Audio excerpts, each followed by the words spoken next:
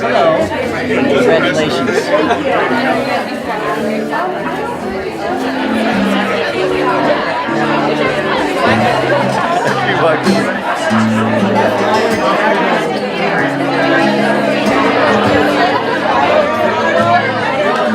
So I want to start by just asking a question that's really important to me, and I believe it's important to you as well. And the question is, what do you seek in an elected official?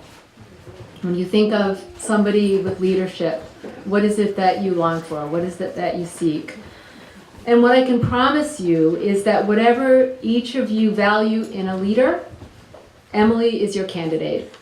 I say that wholeheartedly. Those of us who know Emilie well understand that she has so much to offer to this district, to this town, and to the state of Vermont.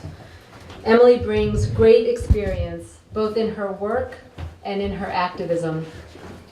She brings a wonderful belief in human potential to make change of a lasting kind.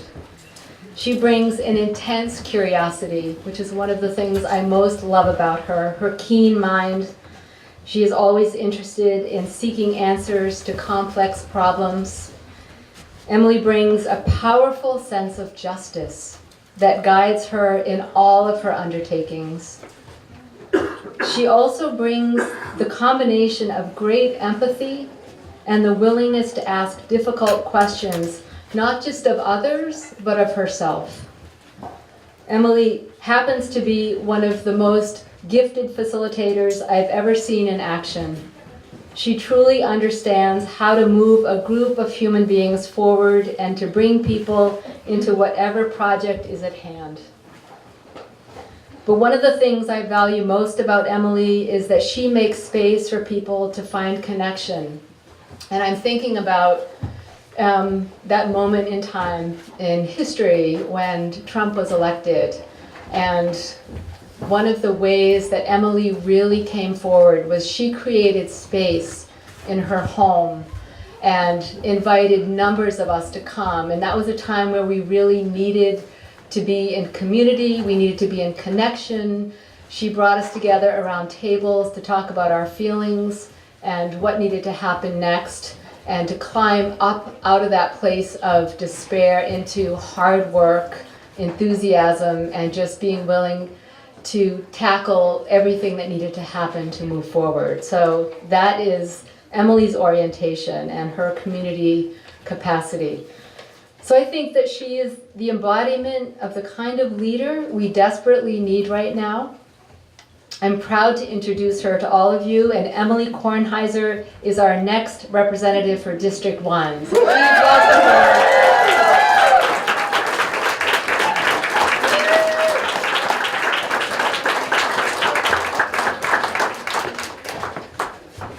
Hello. I am so happy to see you all today. My name is Emilie Kornheiser, and I'm running to represent you in District 1.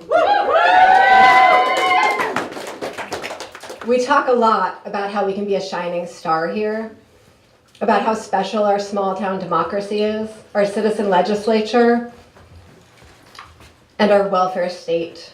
Many of us live here because we believe in this story of Vermont exceptionalism. We see promise and potential in this mud, in our ability to protect our citizens and be a model for this country. And we can do it. That's why I'm here today, standing in front of you, my neighbors and friends, asking each of you to join me in committing to community.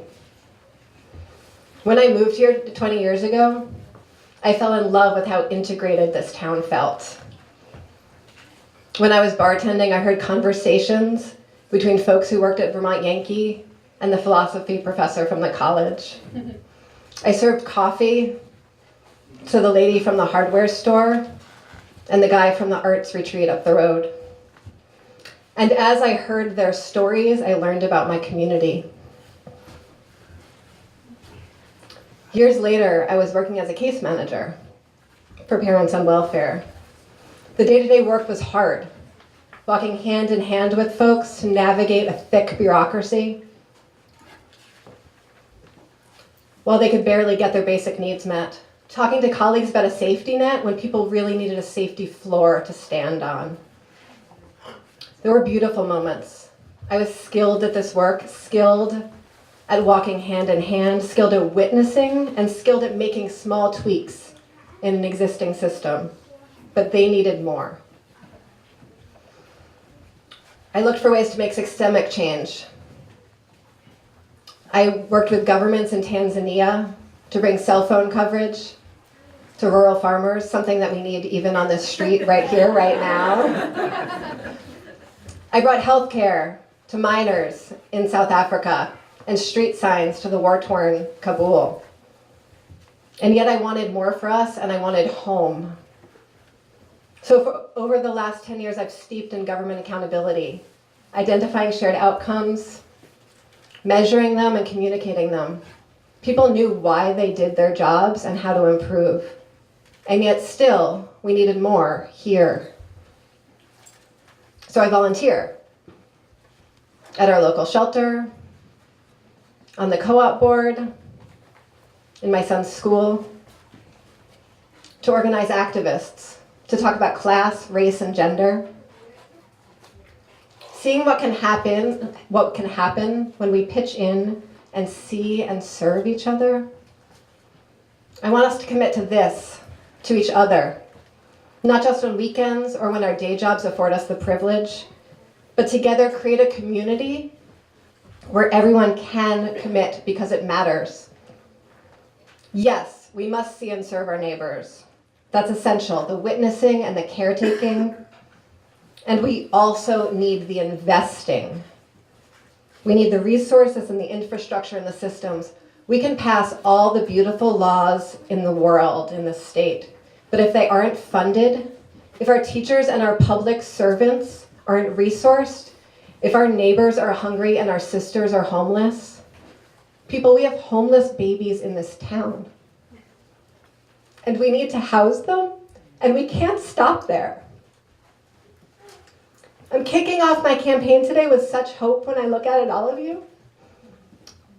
Such hope and determination for what we can do together if we invest in each other by listening to each other's stories and ensuring that those stories inform our laws. When we invest in each other with our schools and our children and our businesses, then we can invest in each other. So we each have a chance, each of us, economically, socially, racially. We must understand that these systems are made up of people, and the solutions can be found in the spaces between us. When we think of Montpelier, it is so far up that highway, but it is for us, and it is by us, and it can and it must serve us. All of us. This is the year. I think many of us feel that way. This is the year. And as we commit to community in this way this year, we craft dinners where all have a seat at our table, classrooms where all are seen in their potential, streets where we are all safe to walk, and medical care that is available for all. These are the policies that reflect the daily practice of our lives. We must witness the impossible and make it possible. Please join me in committing to community and sign up for the campaign, donate to the campaign, and have wonderful conversations today about the community that we want to see. Thank you.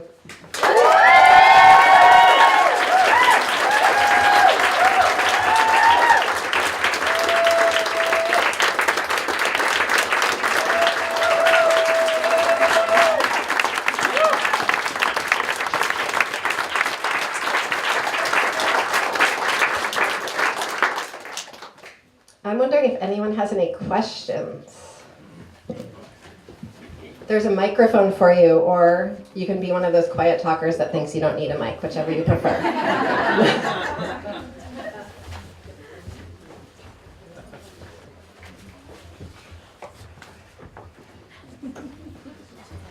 Anyone?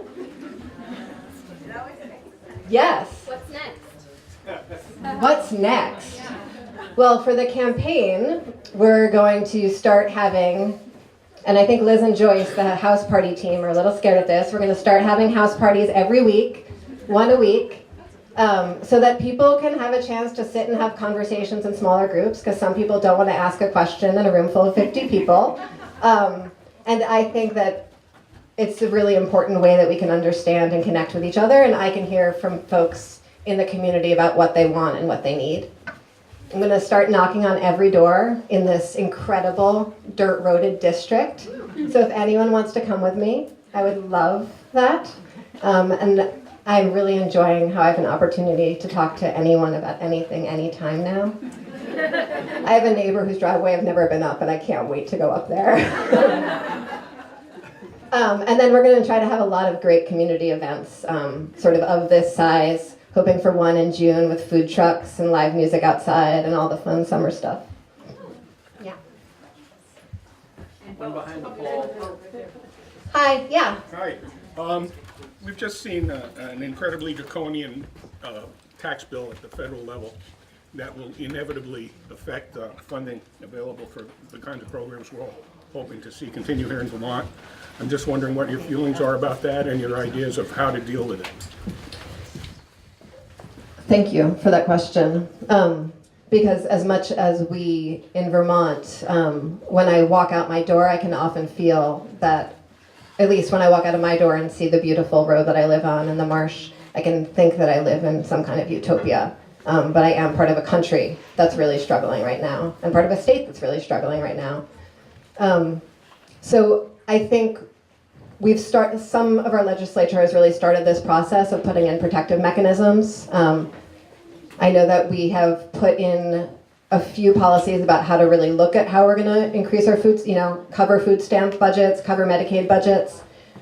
Fortunately, we signed something about a year ago that we have Medicaid in sort of a block grant form, so that should provide a little bit of protection. But I think we really do need to be sitting and thinking about how we can rearrange our tax structure here in Vermont to make sure that we continue to protect everyone that lives here and really be proactive in our investment. Right now, we have, as I said, a safety net, but we aren't thinking about how we can invest in our downtowns, grow our own community economies, grow our infrastructure, so that we really do have the vibrant economy that can support everything that we really want and believe for socially. Yeah. Hi. Have you any thoughts on what you're going to do about business in West Brattleboro? Business in West Brattleboro. Yeah. So thank you for that question. One thing I think we can do is think about how we can use some of our business spaces in West Brattleboro differently. So Cindy here volunteered her business as a space to have this community party. So that's one thing we can do. And I think the West Brattleboro Neighborhood Association has already done some good work in trying to get us to activate these spaces a little bit more. But on a systemic level, much of this is in a floodplain, and I know that's a challenge. So for one, I think we often pass some really fabulous environmental policies in Vermont that also affect farmers and small business owners. So when we're doing that kind of thing, which are, in some ways wonderful progressive laws, and we want to be passing those, we need to think about who is most affected and how we are compensating, supporting those folks. So when we pass the minimum wage, which we should have a living wage in Vermont, we want to make sure that the early care and education centers in Vermont are going to be able to pay those new employees, that they'll be supported in that way. And I think similarly to support small businesses in Vermont with things like floodplains, if we're changing policies on that, we need to make sure that we're compensating business owners in that way. I also hope that, especially in this area, we're thinking about the impact of the ski season and the ski economy and the tourist economy and the seasonal nature of that, and what an unstable system that is for income. And to make sure that we're making jobs and businesses that are going to be able to support us year round. I also think that just finally getting it together to get some high-speed internet would take you pretty far.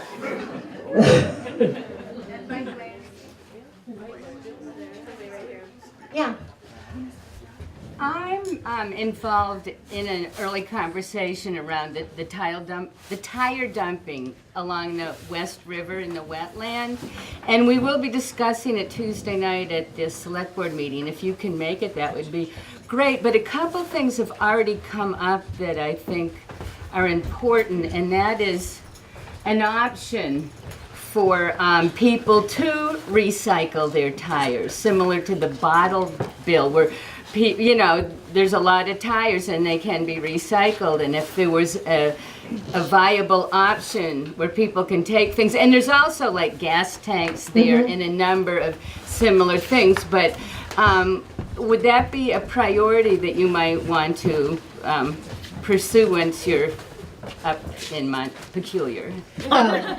So the question is about tire dumping, and I think other sort of issues of waste disposal and how we cover that. And I saw that you were at town meeting last Tuesday to bring up this topic, and I've seen your articles around. So we live in what could be, and people once thought was, and some people still think is, the greatest civilization on earth, right? If nothing else, we have the infrastructure in place for that, or we once did. And so problems like tire dumping should just be solved by the fact that we pay taxes.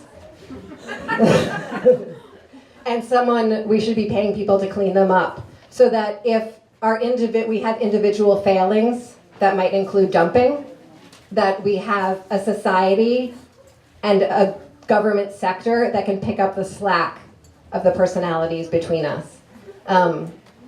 In terms of how we would think about sort of larger issues, I would think about larger issues around waste disposal. I think it's similar to the new laws that have passed around car inspections. So we know the intentions around, having lower emissions on our cars are great, and safer cars are great intentions there. But we want to make sure that folks are going to be able to afford, both mechanics and people getting their cars inspected are going to be able to afford that we're taking that into account. Similarly, and this wouldn't be the purview of necessarily the legislature, but with our new bag laws in Brattleboro with garbage. That's very easy for me living in West Brattleboro with a long driveway and compost bins, and I really love it. I get really into how little garbage I can make. If I was living in a teeny apartment, I think it would be a whole different issue. So again, how are we creating the infrastructure so that people can make those changes that we are incentivizing by policy? Thank you. Yeah. Yeah, Robin. Hi. So I wanted to ask you about supporting unions in Vermont. Our last supposedly progressive Democratic governor really screwed over the state employees in our bargaining, and the current one just did the same Yes, he did. stacking our labor board with a non-neutral labor board member, and I want to be really clear, there are a lot of state employees that are getting benefits. We're not all making a ton of money, and so I was just curious what you see yourself, the role you play, maybe playing with unions. The governor says he doesn't want to raise taxes, but he's cutting all the stuff that we're paying. We're paying, and we're going to continue to pay, and then be made to look like we're being greedy, and that's not the case at all. So, unions. I love unions. I have been a union member. The day that I got to sign up and become a union member, I felt safer in my workplace than I had ever felt in my life. And it was amazing to be able to know that I was protected. And now I am managing in a union shop. And at a staff meeting recently, I was saying how much more comfortable it is for me to supervisor to know that a relationship that is, by its very nature, an unbalanced one, to know that the people I was supervising had those protections in place and that we had structures in place for that. And I think that's I think that we are at a place in the national dialogue that the class war is now being painted on unions often, because some of the only people in our community that have safeguards and benefits and stable jobs are union members, and I think that the resentment that some people feel about that is being pushed on unions, when in fact unions are the reason that we have any benefits at all and any safeguards in place for labor. Thank you. Yeah.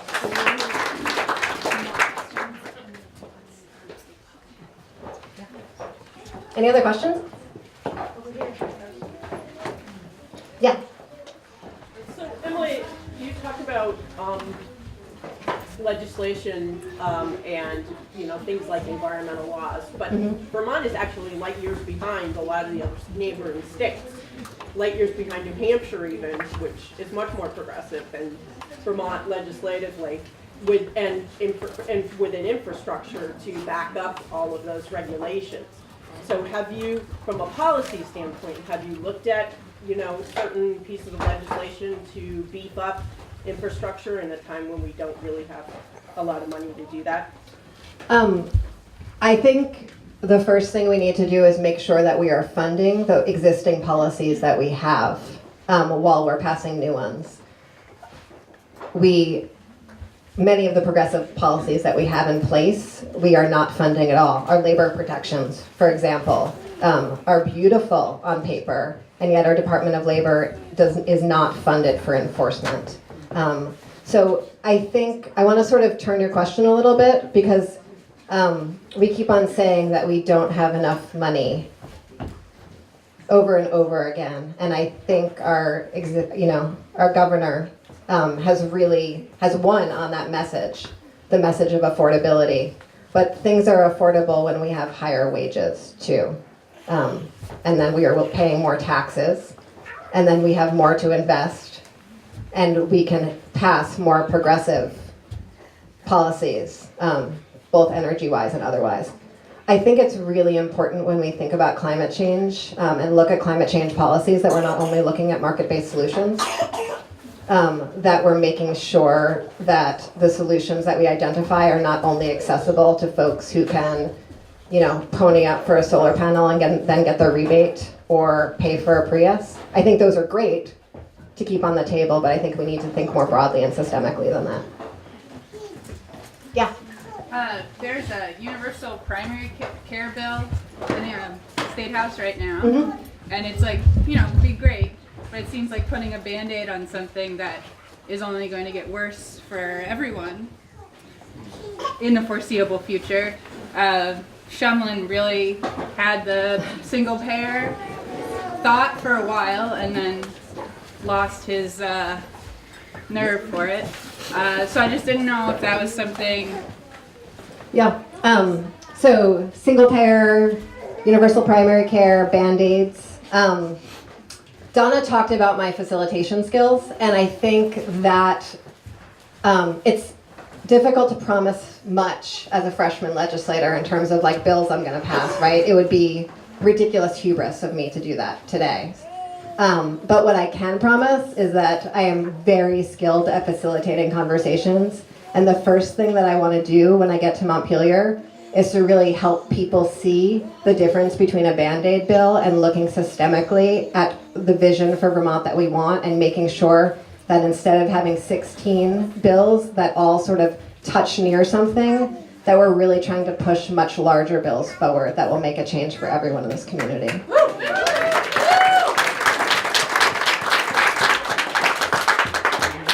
Final question, and then I'm still here for all the questions. That's you, Dave. As you know, I'm really into examining mobility, transportation, human scale transportation, and a child who lives in West Brattleboro who wants to bike or walk to downtown forget about it. You know, so we've got this like inhuman scale transportation system, and so this touches on like, you know, climate change. It touches on the kind of social atmosphere of, you know, of our community. It touches on health, you know, because this thing that the automobile that makes us so mobile also makes us immobile at the same time. Can I jump in? Yeah, so Okay. I was wondering about, you know, that as a thing, particularly for West Brattleboro. Yeah. Okay. So we lived in Burlington for a couple of years while I was in grad school, and my 3-year-old and I biked everywhere, through the winter, spiked tires, the whole thing. It was amazing. I felt tough, I was healthy, he was healthy. We knew our community in a totally different way. And then we moved to Brattleboro, to West Brattleboro. And I could be tougher than I am, I suppose. But I live on a dirt road, and I got out that first day we moved onto the dirt road, and I tried to bike up the hill, and I just kept on staying in the same spot. And so I put my bike away in the shed, and then you convinced me to borrow your electric bike, and it was really fun, and I liked it, and I can't afford one because I have to drive out of town very, very regularly. So I agree, this can't be individual solutions. We need infrastructure solutions. We need highways that are expanded so that we have sidewalks and bike lanes, and that people understand how to navigate with their cars given sidewalks and bike lanes. Our sidewalks need to be mandated and funded so that they're ADA compliant, so that the bump outs are fixed. And we need to make sure that we have real hubs for transportation. So if I do have a bike, I can bike somewhere that I could then maybe even take a train to Montpelier. Because a train that runs once a day is not useful to anyone but tourists. And I want this state to serve the people who live here, not the people who visit.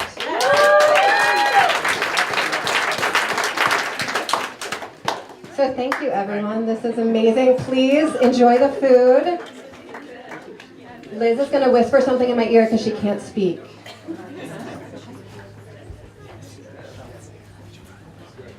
Liz had a very good point. I should remind you when voting happens. So, I am running as a Democrat in the primary. The primary is August 14th. Voting opens in July. So if any of you are thinking you're going to be out of town for even a moment in August, you can vote in July. And we have the most beautiful, warm, inviting town offices. And when you walk in there, they will help you do it. It takes 1 minute to go in and vote. Or you can get an absentee ballot and will get sent to your house. So there is every reason to vote. You're going to have more than a month to do it in. Please tell all of your neighbors. We're going to have a big get out the vote push. And to remind everyone that Vermont actually has automatic voter registration now. So you don't have to register to vote, but you need to tell your neighbors that they are registered to vote, and they should do so. So please come vote for me and drag all of your friends and neighbors along.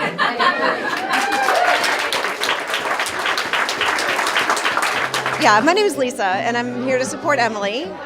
I've known her for a long time, and I have watched her trajectory, as she's decided to be somebody who can really make community happen. When we first met, she had just had her baby, and we had some time together before she went to grad school in order to figure out how to help nonprofits do better community work. That's not what she studied, but I knew what her purpose was. And it's really kind of incredible, like, of the people I know, her direction has been so clear. Her path has been so clear from that point to, from the point of opening a venue for people to hang out and be fed by her downtown to after having the baby and after leaving the business going to grad school. I don't think she has taken one step off this path. I think she's ready to do this work, and it's been incredible to know somebody like Emilie. My name is Dave Cohen, and I'm here to support Emilie Kornheiser. She's just a great community organizer and just the kind of person we want to see in the state legislature. I think it's obvious. I mean, she's really well spoken. She's a great organizer. She's been in the community, and she's like kind of in every facet of the community, so many different facets. So, you know, I think she's got a lot of great experience. She's young and vital, and she's great, yeah. Yes, my name is Sarah Levine, and I'm Emilie's campaign manager. So I met Emilie about 8 months ago, and the first thing that struck me about her was she was talking about this idea that scarcity is a myth. And I hadn't really heard that before. And it really resonated with me. And sort of in a broader sense, connecting that to community and the need to bring communities together in order to have a healthy state, healthy town, all the way up through. So I think she brings the ability to do that effectively and with the ability to listen to anybody's voice. It feels like a really wonderful success, especially because of the people that came out. I mean, everyone seems to be connecting and talking with new people and asking questions and being really interactive. And that's what this is all about, is bringing together communities in infinite senses of that word. So it feels like a really wonderful success. Yeah, there are a number of different ways. You can go to emiliekornheiser.org. And you can also contact her through Facebook, Emilie Kornheiser for State Representative. There are a number of volunteer opportunities, including door-to-door, making phone calls, asking for donations. So there's really an opportunity for anyone. If you're an introvert, you don't have to interact with people. You can do data entry. If you're an extrovert, you can do door-to-door. So we really welcome anyone that would like to be a part of this campaign.